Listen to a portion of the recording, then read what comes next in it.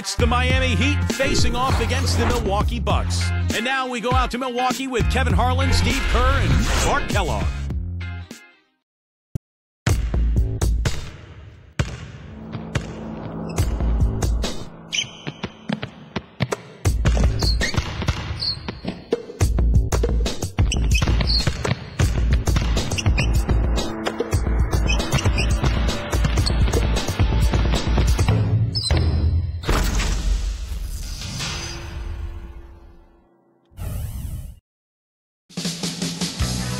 Ready for action are the Bucks.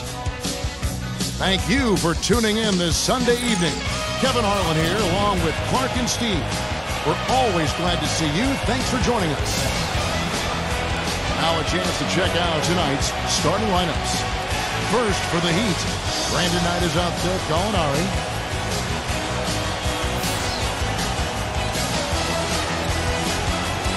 And it's Bynum in at the four-man position. And for the Bucks, you've got Williams each and every night. So important to utilize that size under the basket, and you know he'll be contributing in every way he can here tonight. Then it's Ilyasova, and it's Sanders in at the power forward position. The Heat have magnificent talent, but even coming off an NBA title, they had never put their name into the conversation of the great team until last spring when they went on that amazing 27-game winning streak.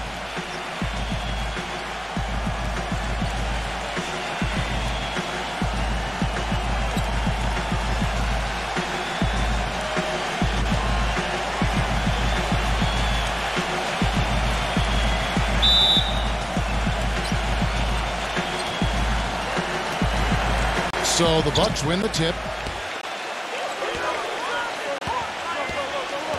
Now here's Ellis. Ellis off a pick from Ilyasova. Ellis dishes to Ilyasova. Back to Ellis. Takes the three. And it's Miami with the rebound. And for the Heat, they were staring right at the 72 Lakers win record, and I'm sure everyone remembers, but ultimately they would fall, Steve, to the Bulls after 27 consecutive wins. Yeah, that streak to me was one of the great feats in NBA history. Winning 27 games in a row in the regular season, so difficult, but it showed you what the Heat were made of. They really were battling every night, and I thought that put them on a great run heading into the playoffs. And so it's the Heat hitting on the board first. 6 to shoot. And right away, they match it with a three-pointer of their own. The rapid-fire threes coming from everywhere. I thought it might be a little imprudent to try to get those points right back, but it worked. And here are the Heat now. And here's Gallinari outside. Milwaukee's gone 1 of 2 from long range in the first quarter. And Gallinari, a 6'10" small forward, highly skilled, excellent size, really good mobility as well. That makes him a really confident, capable player at both ends of the floor and gives him an advantage because of that 6'10" frame.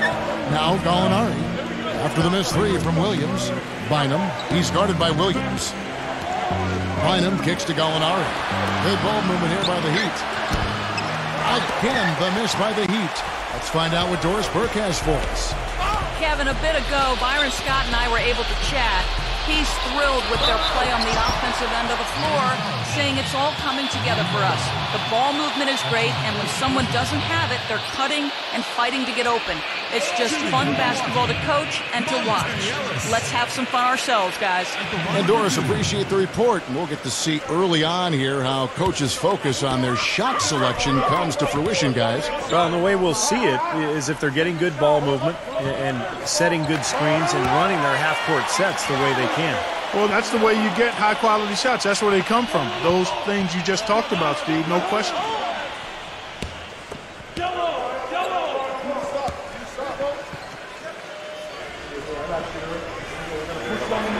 That one falls, so he hits both of them. And Gallinari, Clark, you mentioned, good size, moves his feet well defensively. I'll be anxious to see how he comes back from this blown knee. Yeah, for sure. And you mentioned the defense, Kevin. He's frequently called upon to guard some of the best players in the league, guys like LeBron or Kobe.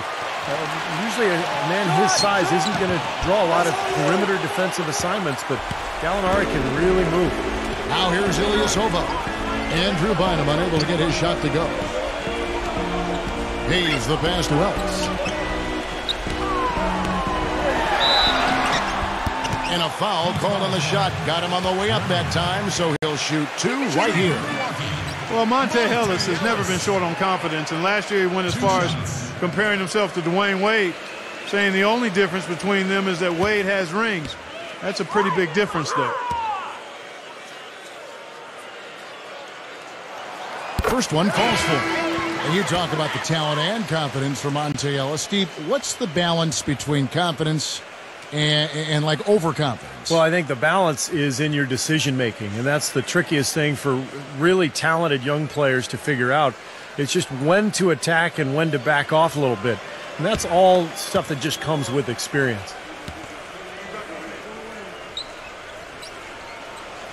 And Ellis drops them both. Well, the Bucks playing here at the BMO Harris Bradley Center, one of the older arenas in the NBA at around a quarter century. And the Bucks have said they'll leave Milwaukee after the 2017 season unless a new arena is built. The pass to Cox. They need this. No luck. And Milwaukee will come the other way. And up the court come the Bucks on the break. Ellis with the ball. And Baamute dishes to Ellis.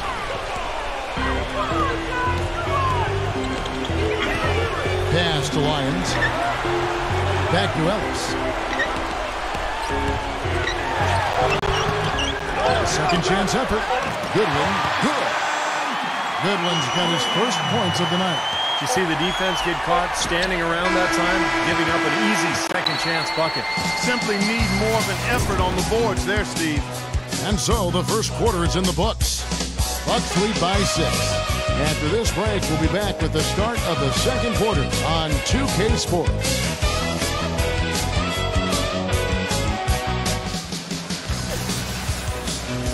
And now the second quarter just getting set to start.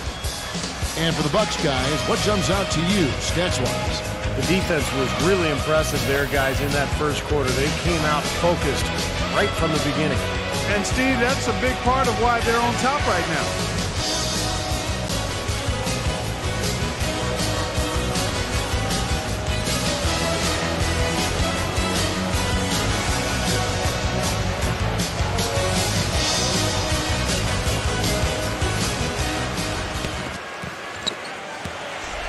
The Heat trail by 6.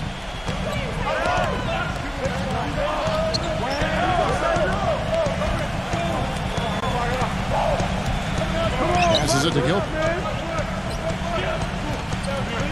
Here's Cox. No good from outside. Boy, he'd like to have that one back. And let's now go to the sideline. We'll catch up here with Doris Burke. Doris? Well, Ersan Ilyasova, a rare breed, a stretch forward who's also a big factor on the offensive boards. Ersan said, that's part of my game, to be active. Some nights you aren't going to hit those shots, but if I have this in my pocket, just go in there and crash on the offensive glass. It's all about second effort. Guys? Well, it seems he can do both, Doris. His role is steadily growing, too. Austin Rivers, he's checked in for Miami. Here's Lyons. The putback, controls the rebound and puts it back up and in. You know, he's really adept at keeping possessions alive by hitting the boards and cashing in on some of those putbacks. Something else I'll say is that he loves those catch-and-shoot situations, Steve. When he receives a pass in space, it's right away looking to shoot. And here are the Heat now, following the bucket by the Bucks. The basket counts and one. They'll go to the line with a chance to make it a three-point play. That rebound and the follow kind of typify what he's all about. Just gritty, determined play.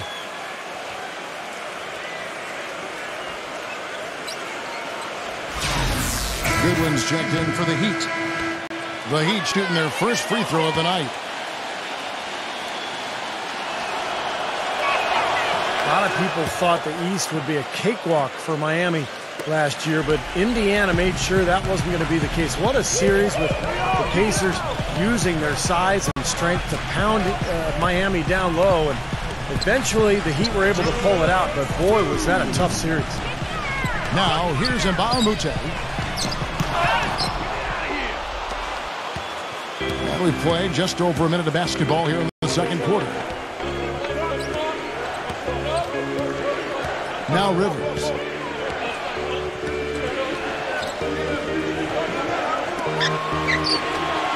Here's Bremer. They get it again. Hale can't get it to fall. Bucks leading by 5. And 2 free throws coming up as he misses that one. Drawing the whistle and a lot of contact there. And just to touch back on the Eastern Conference Finals, went to a Game 7 where Miami ran away with the game. But, you know, Clark, if it weren't for the heroics of LeBron earlier in the series, it could have been the Pacers that took on San Antonio in the finals. You know, I was thinking a little bit about 2 former ABA teams meeting in the NBA Finals, but the Heat managed to steal Game 1, and I thought that proved to be the difference in the end. That was a game the Pacers had and didn't squeeze. But the way these 2 teams are constructed, they should be seeing a lot more of each other in the near future. And I think that's great for the league because whenever they meet up in the regular season or the playoffs, it's always been a battle the last couple of years. Nice rivalry developing between those two. I think you're right. Yeah. A good one brewing there. He hits the second from the line. Well, after a brief 2-year drought, the Bucks got back to the playoffs this past season, but it wasn't pretty once they got there. With several guarantees from players about upsetting the Heat, they didn't win a single game and were swept by the Miami Heat. Now here's Bynum, and it's good. Fought through contact, hits the shot. He'll go to the free throw line. His presence in the paint gives their offense such a valuable dimension. Back to the Bucks in the playoffs. In every aspect, they were overmatched by the Heat, and no one really thought they would upset them, but many thought, Steve, that they would at least get a game. Well, I wasn't one of them, Kevin. I thought they were overmatched from the start. And you could tell in that series, Miami wasn't even interested until the 4th quarter. They knew they could just flip a switch and beat this Milwaukee team, and that's exactly what they did. And so it's Milwaukee now. It's a 3-point game. Hollins kicks to Ellis. Feeds it to Goodwin. Here's Hollins, and the layup's good off the glass. Well, that's how you pick up second chance points. Stay active, be energetic, and react as soon as the shot goes up. The Heat have gone 2 of 6 in the field in the second quarter so far.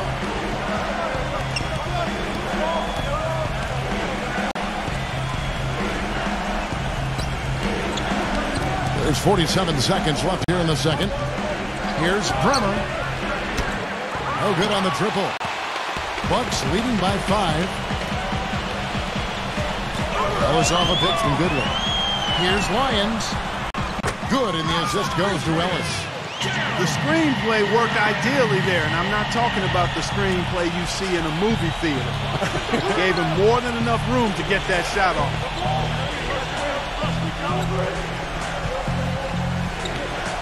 And so here is Miami.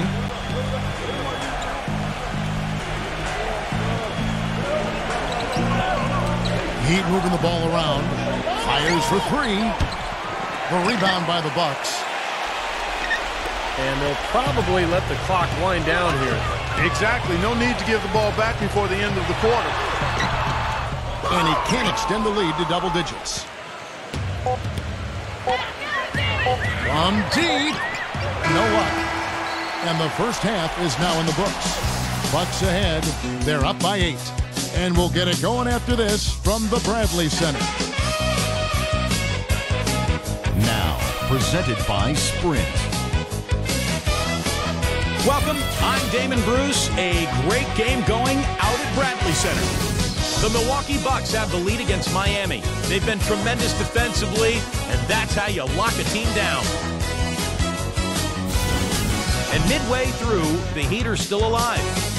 They've done all the little things, made all the hustle plays, and that's been the difference. And that's all we have for you here in the studio. Now let's send it on back to Kevin Harlan, Steve Kerr, Clark Kellogg, and Doris Burke for the second half of play. The Sprint Halftime Report, presented by Sprint. And the second half about to start here in just a few moments. A lot of people picked the Heat to run away with the East last year, and they were right on target. They were just so far and away better than any other team in the East that you just didn't see them losing much during the course of the season.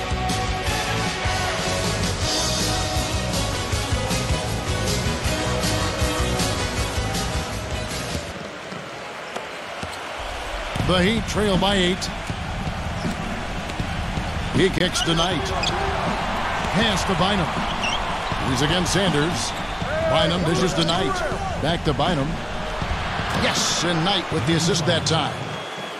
Bynum's got his team on the board first here in the second half for the Heat. Mark, as you said, the Heat clinched the East pretty early and were able to rest up a lot of their players down the stretch. Steve, never easy to win when everyone expects you to win games, but the Heat didn't seem fazed by the pressure at all. Well, this is a championship team, and I think once you win that first title, you get a different level of confidence, and that showed last season as Miami rolled to their second title in a row.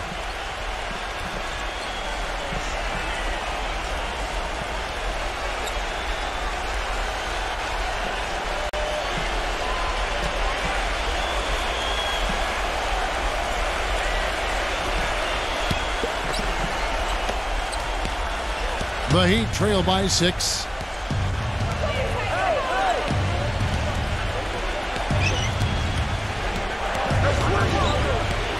Here's Bremer. Knocks down the 3 ball. Now they're not showing too much respect for him defensively, are they? Here's Hayes. He's had some playing time, but no scoring yet from him. He passes to Ilyasova. He feeds it to Hayes. Dishes it to Ilyasova. Releases. From out on the wing, he knocks it down. And with a little over a minute gone, the second half is underway. You know, the Bucks were the last team to make it into the Eastern Conference playoffs, and part of the reason that happened was because they didn't really do well against the rest of the conference. 24 and 28 against the East. That shot wide open. Knight's got his first 2 points of the night. Up and in on every one of their first 3 shots to start the second half. And Milwaukee calls their first time out of the game. Clark, as you were saying, the rest of the Eastern Conference got the better of the Bucks. Had they been a little tougher against some of the lesser teams in their own conference, they might not have had to deal with the Heat in the first round of last year's playoffs. Well, the Bucks tried to mix things up last year. Remember, they needed a big trade at midseason, too, going for J.J. Redick and moving on from some of the young players. And I think that changed. And, of course, the coaching switch from Scott Skiles to Jim Boylan. So they lost some of their momentum.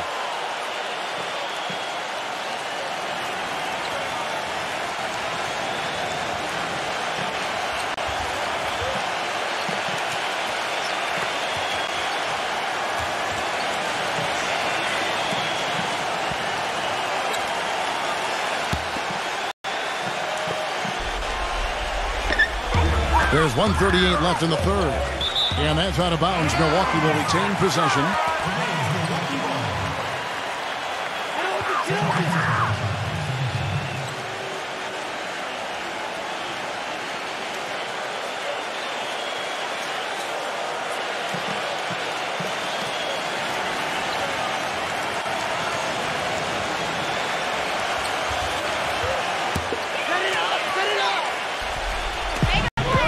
.35 left here in the third quarter.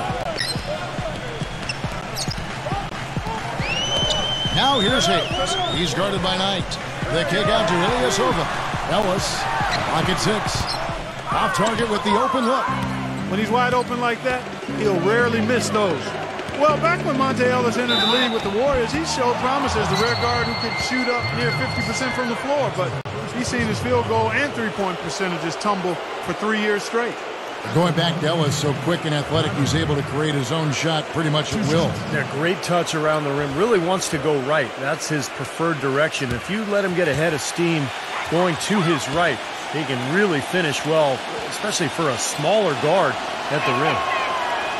That one is off. The Bucks actually made it back into the playoffs last season, but it wasn't because they were dominant at home. Only 21 and 20 at the Bradley Center. And those 21 wins were the fewest of any team that played in the playoffs. And the Heat making a change here. Rivers checked in.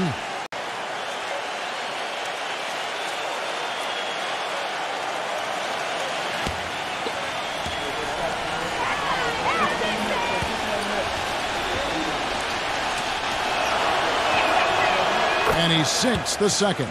Well, Clark, as you said, the Bucks didn't offer a lot as far as protecting their home court. In the end, it could come back to bite them as they lost 2 in a row on their home floor and got swept out of the playoffs, Steve, by Miami.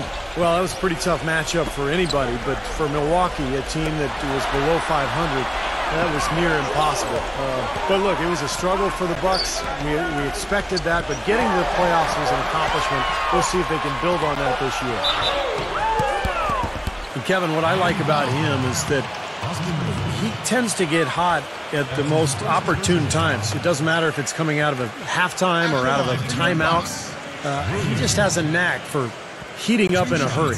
There's one other thing about him that I like. It's how easy he makes it look to change his shot in midair, and usually with defenders all around him. Because of that, it's really hard to block one of his shots. And that one falls for Williams. Well, what a series it was in the finals a year ago. Such great basketball, two teams that like to play up-tempo. And I'll tell you, the Spurs had Miami. They had the series in the bag. They were one play away from wrapping it up in Game 6, but the miracle comeback from the Heat that led to the Game 7 victory and another title for the Miami Heat.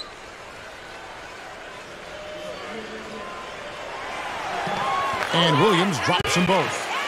Clark, that was interesting because the games themselves weren't particularly close through the first half of the series, but things started to get really tight when they left San Antonio after Game 5. How about that, Kevin? You talk about things tightening up. We had a game for the ages in Game 6.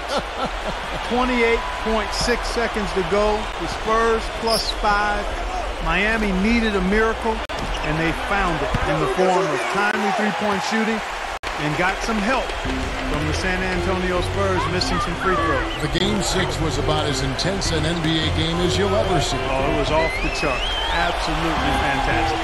Now Williams, after the missed three from Stevens, Williams with the ball, and it's Knight picking him up. Launches a three. Ellis can't get it to go. Well, it's just been one of those kind of games for him. Rivers passes to Stevens. Knight. And he hits the jump shot.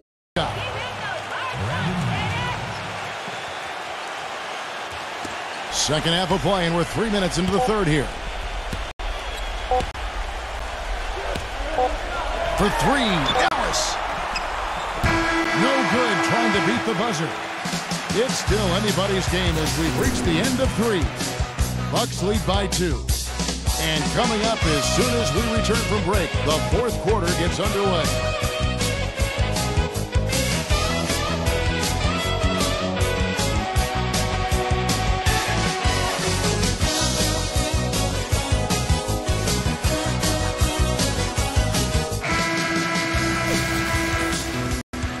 And we're set to start the action up here in the fourth quarter. And if it's anything like the first 3, we should be in for a treat.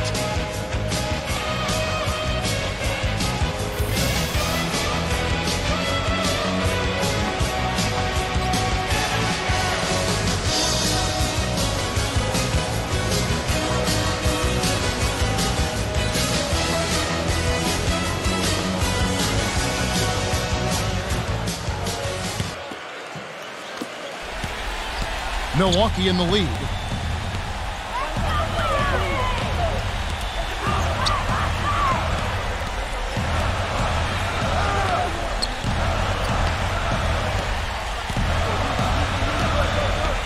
They double team Ellis.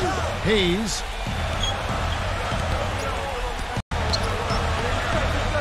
Back to Ellis. This one for 3.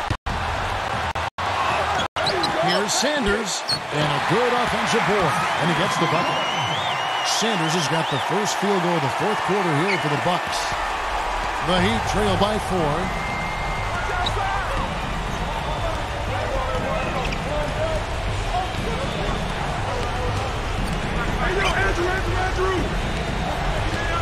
Kicks it to Knight. Shoots the 3. Gets the bucket. That's pretty much been the norm for them, getting their points off assists and great ball movement. Nice rhythm and flow for this team. Tremendous communication and alertness. Now here's Ellis. And there's the feed to Ilyasova. Back to Ellis. Ellis draws the double. Now the dish to Hayes. Down to 5 on the shot clock. Gets it to go. And the Bucks lead by 3. Boy, just terrible defense there. Steve, really just a layup line for the most part. I mean, not much defense at all either way. And the Heat call time here. They trail by 3. There's 1:54 left in the fourth quarter. And let's get this update now from Doris Burke, who's across the way on the sideline. Yes, during that break, Coach Byron Scott had some words for his team. With his team struggling from three-point territory, he told them to start looking for more high-quality shots inside the paint. We're forcing too many threes, he said. Stop with the bombs and work it inside.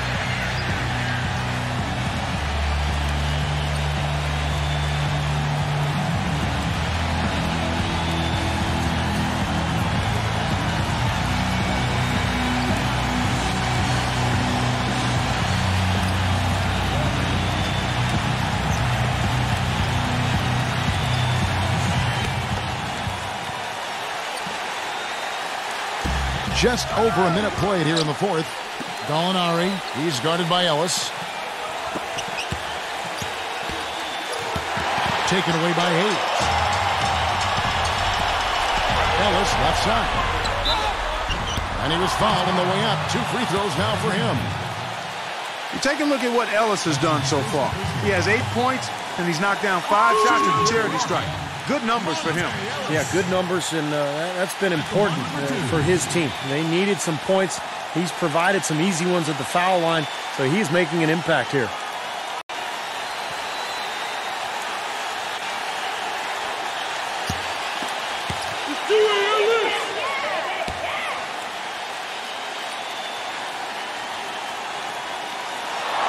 He drops the first one, and that gives him a 4-point cushion.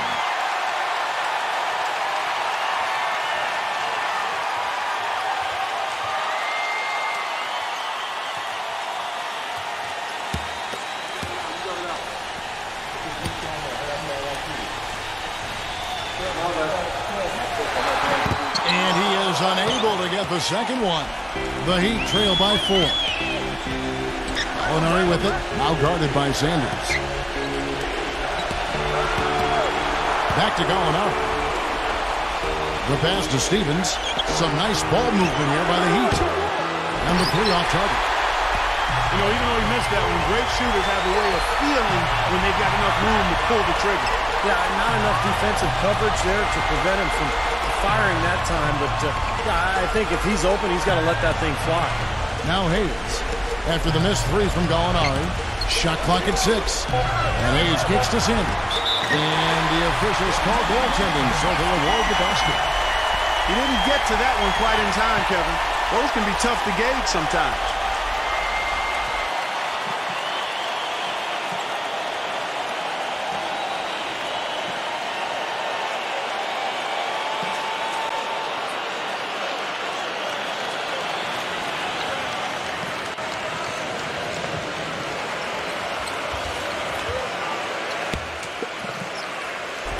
Second minute off the clock now in the fourth. And the clock is their worst enemy right now. Yeah, they've got to work very quickly here, Steve. Knight, that's a 2-pointer. And it's off the back rim, no good. He's one guy the defense is not afraid to leave open from that range, and for obvious reasons. Pass to Stevens. He dishes it to Gallinari. From deep 3-point range. Rebounded by the Bucks, and he commits the intentional foul. 2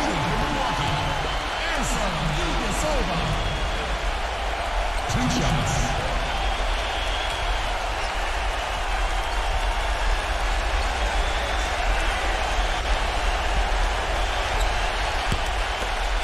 Come on, you can hit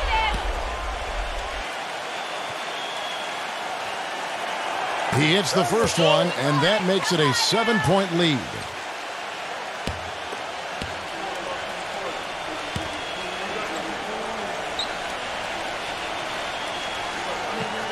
And he cannot convert on the second. That misses.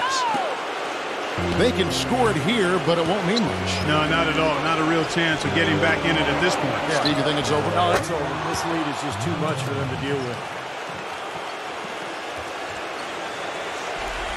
Here's Hayes, and that's an intentional foul. Shooting from Milwaukee. Hayes. At the line for 2.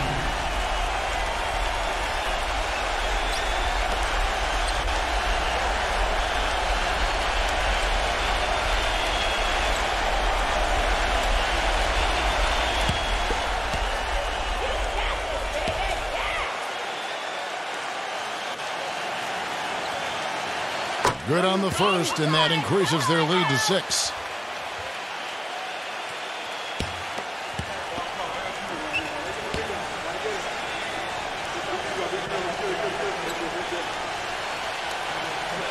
And so he drops them both. It's a 7-point game. And as long as they continue to do this kind of work at the foul line, the lead should be safe. And the Heat call time here. They're behind by 7. 20 seconds left in the fourth quarter of this one. And a new group in for the Heat.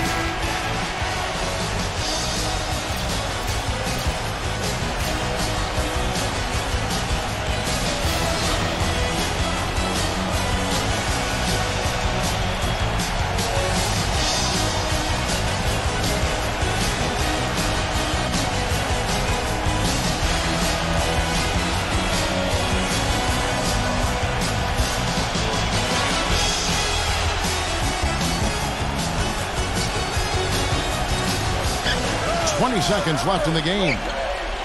Passes to Cox. Jacks up a 3. It's rebounded by Hayes.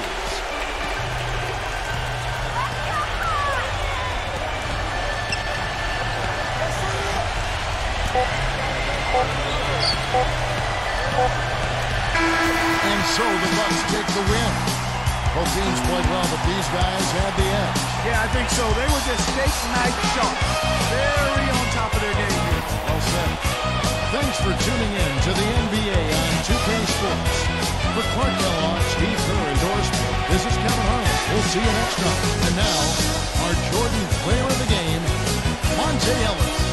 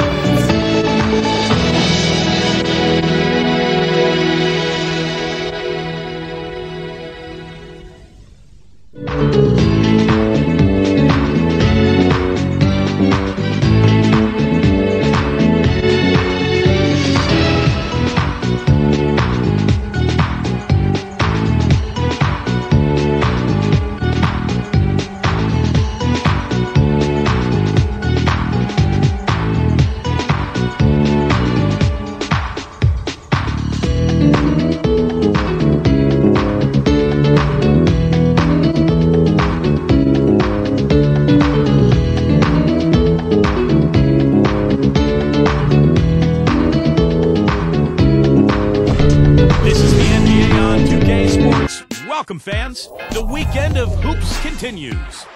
It'll be the Portland Trail Blazers facing off against the New York Knicks. And that's it for now. Let's send you out to Kevin Harlan and the rest of the 2K Sports crew. Enjoy the first half. We'll see you soon. It's an exciting Sunday night edition of the NBA on 2K Sports. With Clark Kellogg, Steve Kerr, and Doris Burke, this is Kevin Harlan. And now a quick check of our starting lineups for both teams. First for the Trailblazers, they've got Jones. They'll be watching him boxing out, maneuvering for the easy baskets inside. They'll be counting certainly on his production. Then it's Nelson, and it's Hickson, and at the power forward position. And for New York, and at the pivot, a terrific defender and all-around player, the Australian sensation, 7-footer Andrew Bogut. Then there's Beasley, and it's Fareed in at the 4 spot. Well, for a long time, for the New York fans, going to see a Knicks game was an exercise in masochism, but they turned it around in a big way, and now this is a tough place to play for a road team.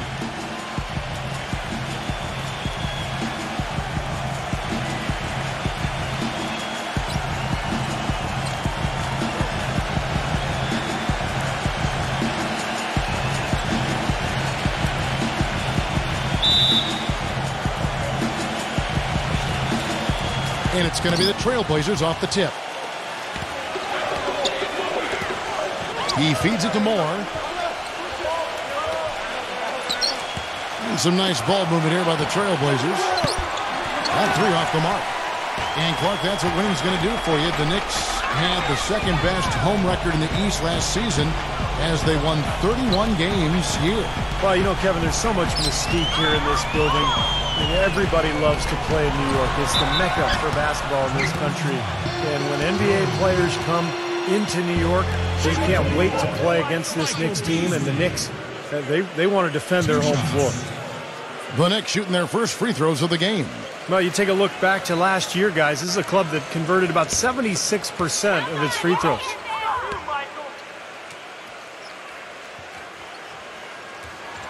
And the first one drops.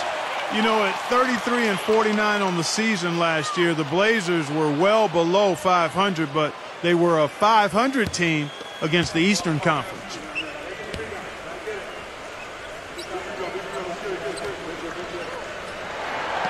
Easily hits them both. Portland, as you said, was 500 against the East last season. They were 15 up and 15 down.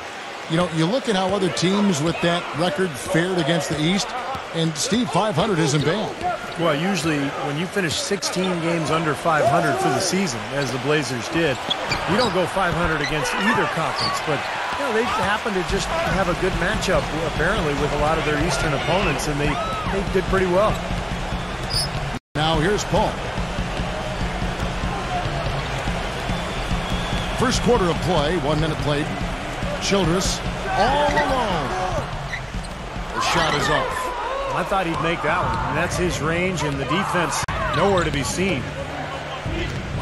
Here's Moore. Here's Nelson. And it's good.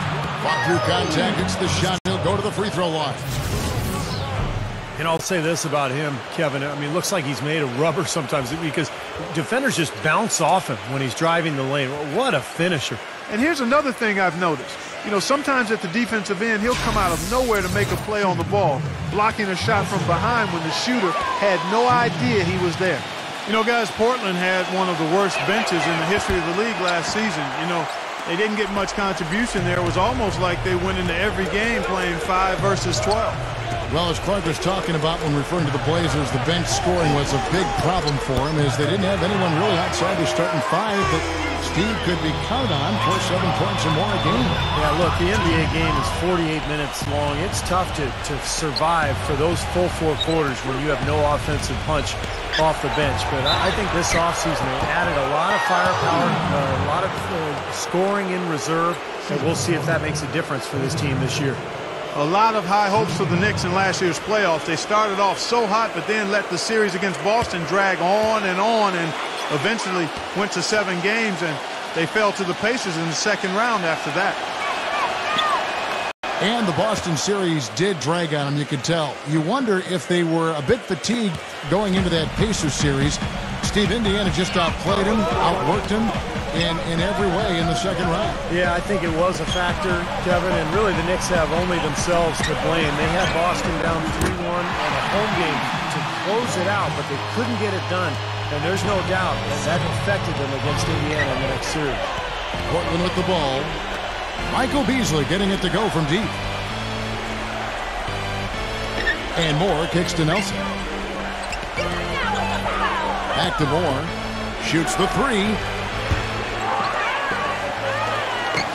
Here's Hickson. It's rebounded by New York.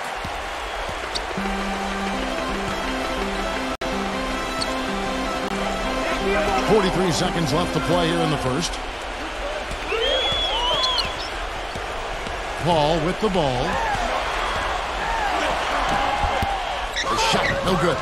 Well, those chances are almost always 2 points for him. I guess the defense did what it had to do to bother. Now Childress. Childress gets a screen from Fareed. Kicks it out to Paul. Wide open. The shot by Beasley. And misses it off the right side of the rim. Moore outside. The tray. The putback. And Hickson throws it down. This is just great anticipation. The putback jam. Oh, and some big-time intentions right there. And those plays will give your team a huge boost. It's a tie game in New York. And don't go away. We'll be back with the action for the start of the second quarter in just a moment.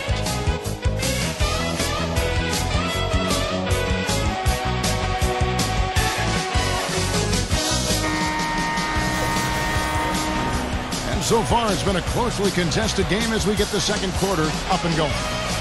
And looking at what we've seen from the Knicks so far, what do you guys think? And I thought the defense was key here for this club. They really tightened up and made it difficult on their opponent. How about the help on the drives and rotations? I mean, they've really been in sync as a unit.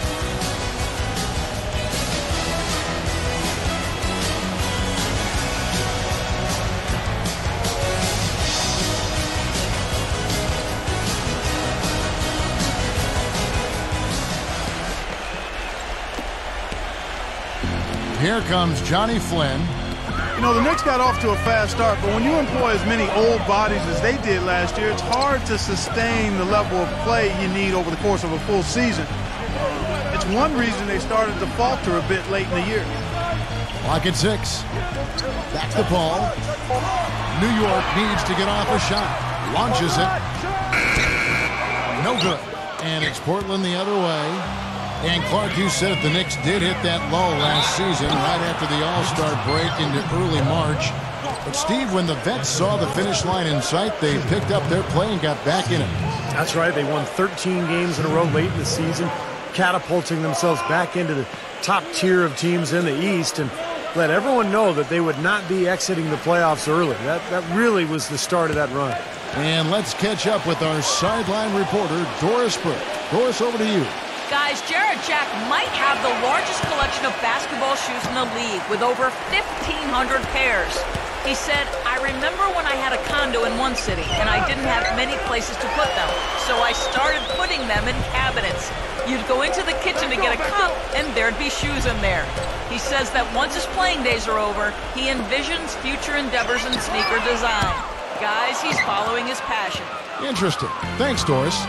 And it's the Trailblazers with the ball after the missed three from Paul. 1:57 left in the second quarter.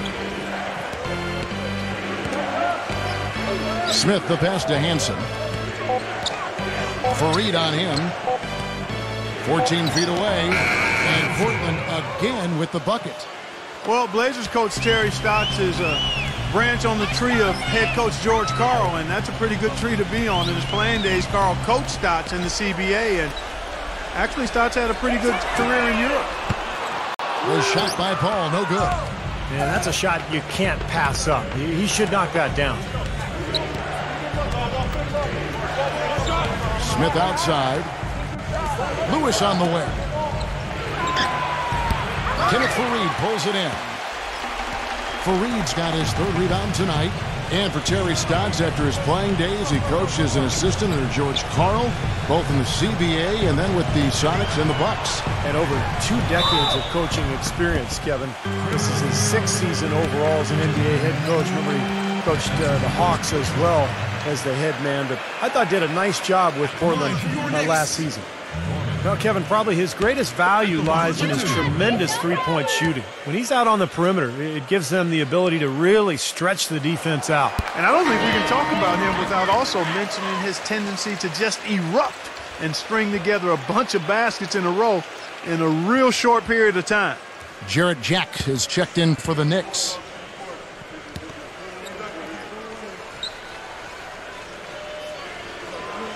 Both free throws good from Norman.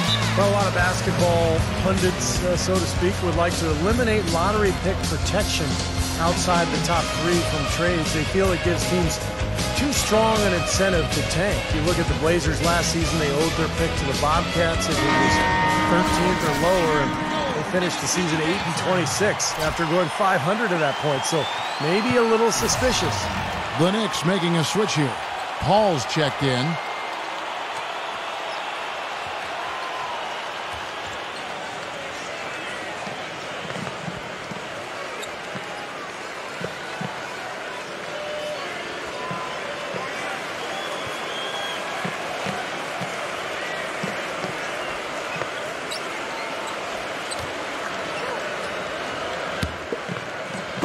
We're now about 2 minutes into the second quarter. Don Clark going back to the Blazers. They finished the season among the worst defensive teams in the entire league. And that's where they've got to improve, Kevin. They did a decent job denying looks on the perimeter, but they didn't get blocks or steals, so not a real force defensively. And among the worst in fast break points and points in the paint as well, so they clearly have some areas they can shore up. Usually if he gets to the rim, he's converting it into points. But the defense stood tall there. Fareed setting the pick for Jefferson. Ball right side for three. Portland grabs the miss. 1 second separating the shot clock and game clock. Jefferson against Smith. He passes it to Hansen. Lewis.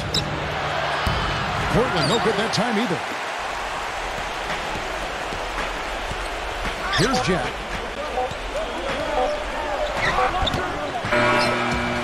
Close game as we wrap up the second quarter. Trailblazers out in front. They lead by a bucket. And coming up after the break, it'll be Damon Bruce breaking down all the highlights from the first half of play.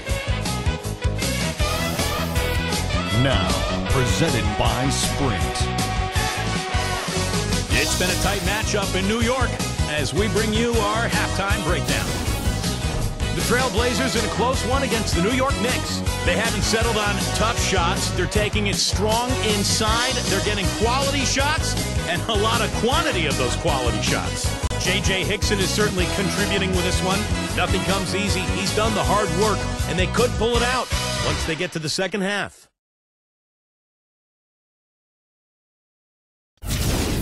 On the other side, the Knicks looking pretty solid as well. They've capitalized on their trips to the charity stripe, and that's been crucial. Some great work out there by Michael Beasley. At the break, 7 points, and also helped out with 2 rebounds. Now let's head back out to the start of the second half. Kevin Harlan, Steve Kerr, Clark Kellogg, and Doris Burke, take it away. The Sprint Halftime Report, presented by Sprint.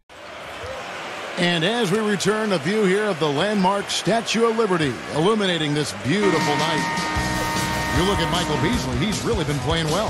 Yeah, his performance really transcends the stat sheet, Kevin, because you look at it, not all that impressive, but he's made a huge impact. Yeah, the numbers aren't huge, but he's been really solid. I mean, he's made some important plays for him, and that's what it takes to win. You can't always have guys just stuff in the stat sheet. Sometimes you need plays made that don't show up in the box score. New York trailing. Well, for the Portland Trailblazers, a new training staff hired over from Oklahoma City.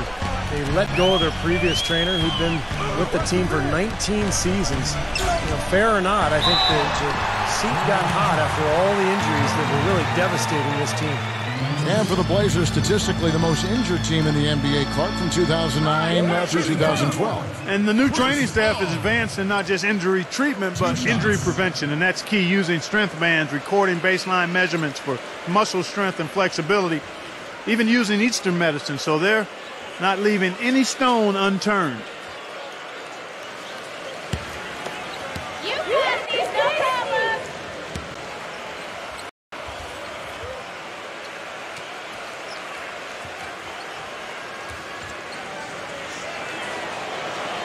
The first one falls.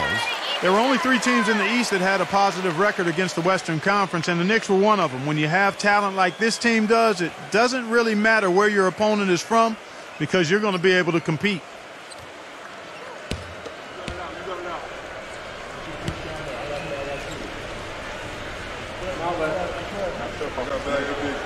And it's tied up with that one. Well, Clark, as you mentioned, the Knicks against the West, when you had the offensive capabilities from deep that they did, Steve, you're never really out of the game. Yeah, you should know. Well, they could just shoot their way back into games very easily, and that's what they did a lot of times against some of those teams in the West. But you have to play well against the West if you want to win your division, and the Knicks were able to do that last year. Now, here's Hickson. Well, he defended the shot, got back into play, and grabbed the board. Nice play. Bogut with a screen on Jones. Ball outside. It's Beasley on the wing for the lead. Can't get it to go. So the Trailblazers will take it the other way. Back to Nelson. Moore.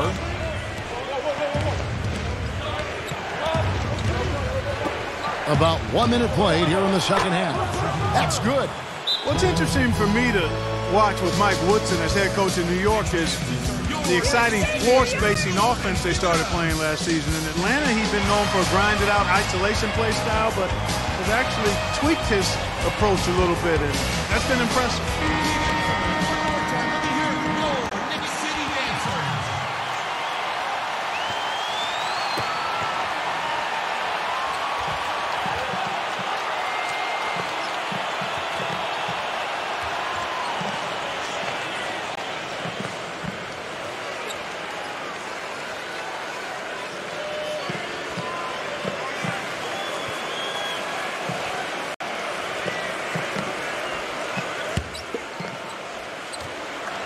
Here in this third quarter, just over a minute play.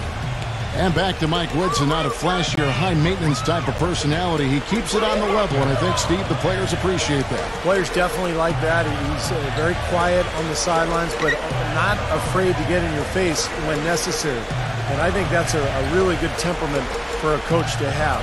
In general, I think he's a guy who is very well respected around the league and did an excellent job with New York a season ago. Here's Bogut. So he gets the whistle. Contact on the way up, and 2 shots coming up.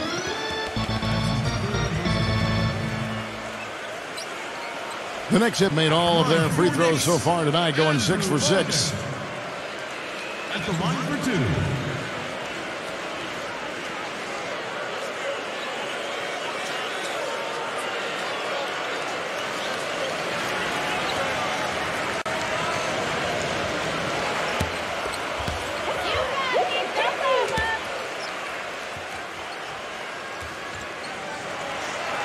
No good on the free throw. The Knicks making a switch here.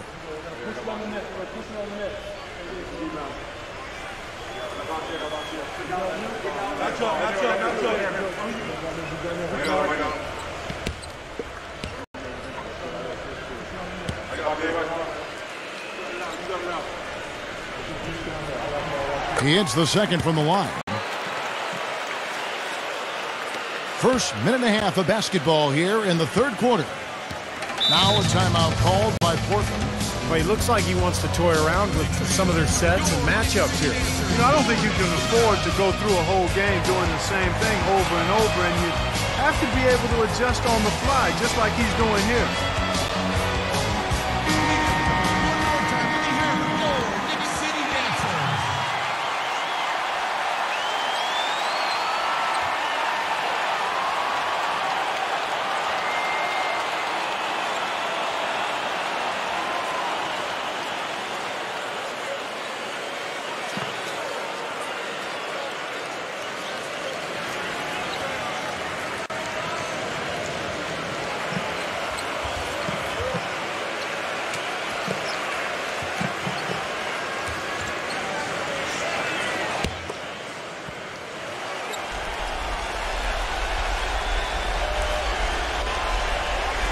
Here's Hickson.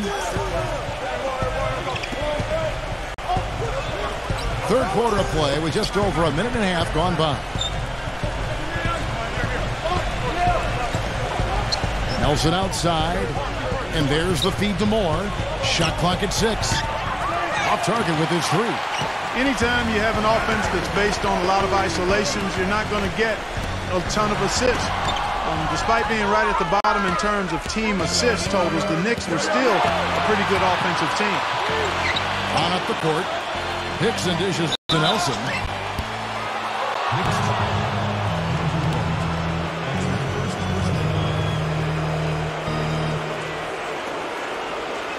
The Trailblazers have gone 1 of 3 at the line here. 2 shots.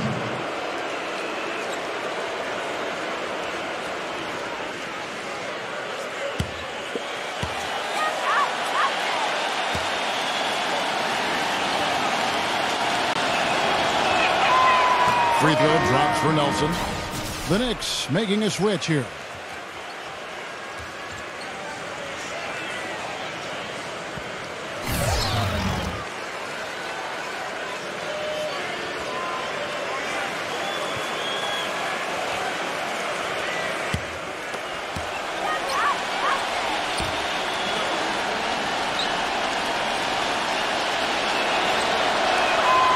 Both free throws good for Nelson.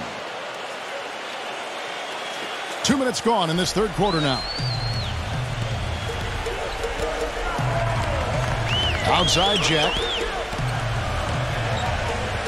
Feeds it to Paul. On the night, he's gone 2 for 2 at the stripe. 2 shots.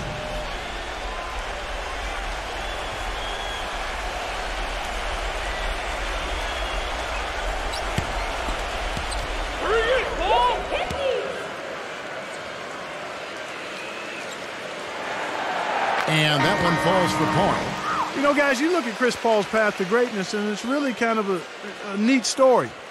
When he was in high school, he didn't even make the varsity team until he was a junior and cracked 6 feet tall. And the school he wanted to go to, North Carolina, understandable for a kid who was in the state of North Carolina, the Tar Heels didn't even offer him a scholarship. You know, he's as close to a sure thing as you can possibly have when he steps to the line. You know, with the time left, they can trade 2 for 1 here. If they hurry. Moore outside. Pass to Nelson. Back to Moore. From past the arc. Good. A nice assist from Nelson. And with Chris Paul, he ended up playing 2 seasons at Wake Forest, led them to a Sweet 16 appearance. You know, the school retired his number 3 jersey back in March. So for a guy so lightly recruited out of high school, what an incredible achievement. And his twin brother has been just as successful in the insurance business. That's right, Cliff. Yes, Cliff. Terrific. In fact, he handles my home and auto. Does he? Yes, he does. Wow. Yes. Yeah, I have an umbrella policy for him. You do? He's a great assistant. He's the best. Yeah, wonderful. Holcomb, defended by Paul. Moore, right side. A 3-ball. Gets it to go. Moore's got 6 points in the quarter. And now we're 3 minutes into the third quarter of play. 1 second left. It's off. And we've reached the end of the third. Trailblazers lead by 6. And we're just moments away from the start of the fourth quarter. Stay with us.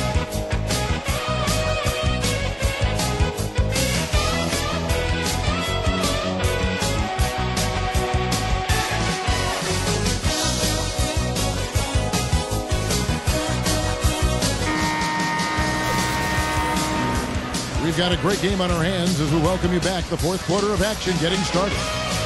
And a moment to look at the scoring approach in terms of where the points are coming from for the Trailblazers. So far, they've turned in a fantastic performance from the three-point line. It's been a weapon all game. And that's helped with their passing game, too, because they're getting a lot of assists by sharing the ball and moving it.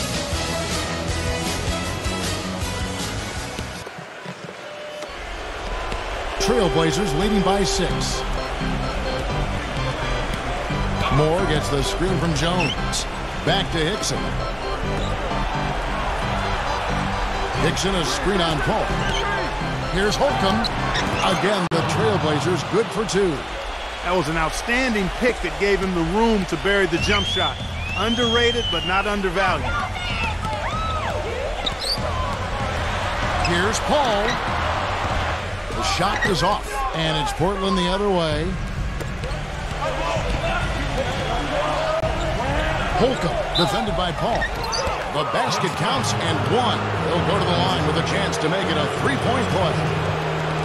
They got the lead despite pretty cold shooting from the field in the first half, and now they're beginning to find their groove. Well, this is a team capable of getting hot, and if they do, they're going to really extend this lead.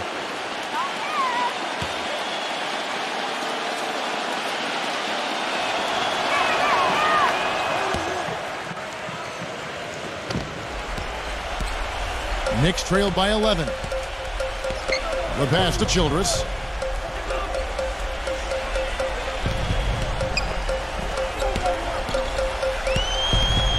And it's out of bounds. The Knicks able to retain possession here.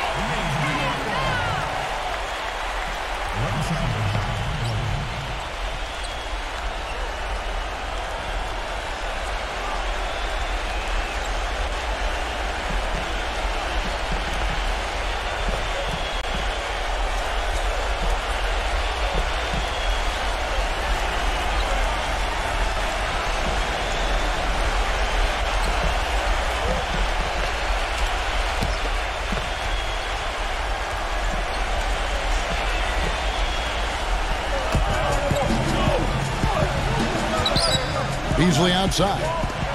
6 to shoot. A drive-by call, and that is good. Man, a gaping hole in the defense that time. Didn't waste any time getting through it. Let's find out what Doris Burke has for us. Yes, I had a chance to find out what the Trailblazers head coach was going over with his guys. He told the players, let's put our foot on them and keep them down. We've got them exactly where we want them. I want to see you guys slow the pace, use the clock, and stay away from any silly fouls.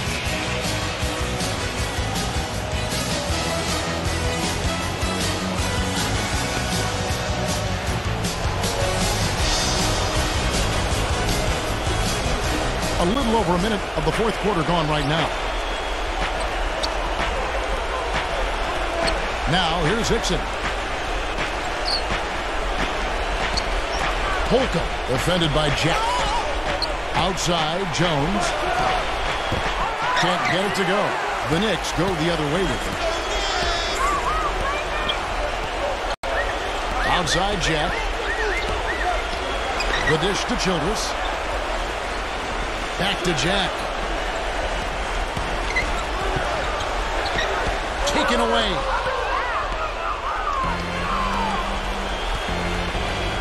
.122 left in the fourth quarter. Hickson a screen. Here's Holcomb.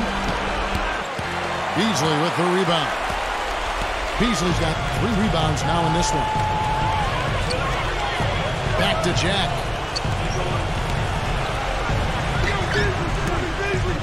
Misses off the left iron. It would have been lucky to knock that shot down.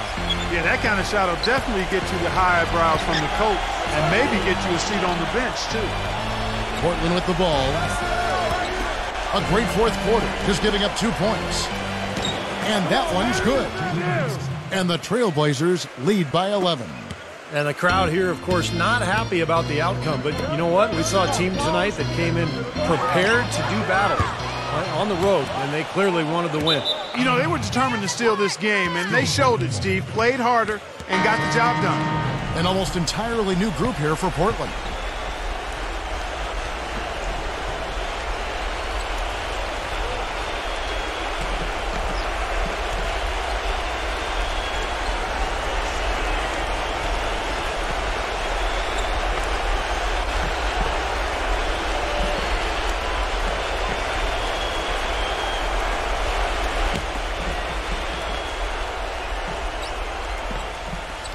The Trailblazers have gone 3 of 5 here in the fourth quarter. Pretty good numbers coming out of the break. Lewis kicks to Smith. And over 2.5 minutes in the books here in the fourth. Sims back to Smith. Dishes it to Lewis. His 3-pointers off the mark. Here's Flynn. And he was fouled on the way up. 2 free throws now for him.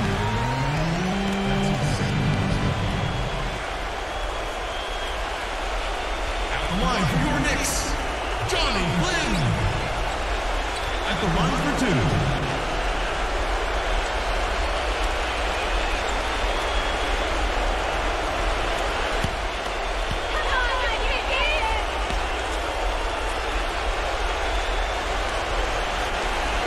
He drops the first one, and that brings them to within 10.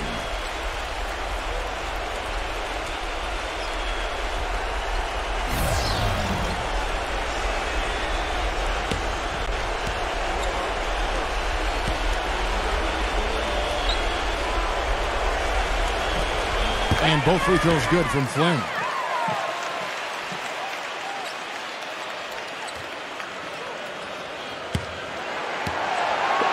There's 10 seconds left in the fourth quarter. Lewis passes to Smith. And so it's Portland winning this one. They pulled off this win, Clark, with respectable performances on both ends of the floor. Yeah, I think it was just really a nice overall effort, Kevin. Well, that'll do it for us. For Clark Kellogg, Steve Kerr, and Doris Burke, Kevin Harlan saying so long. As we end the game, we bring you our Jordan Player of the Game.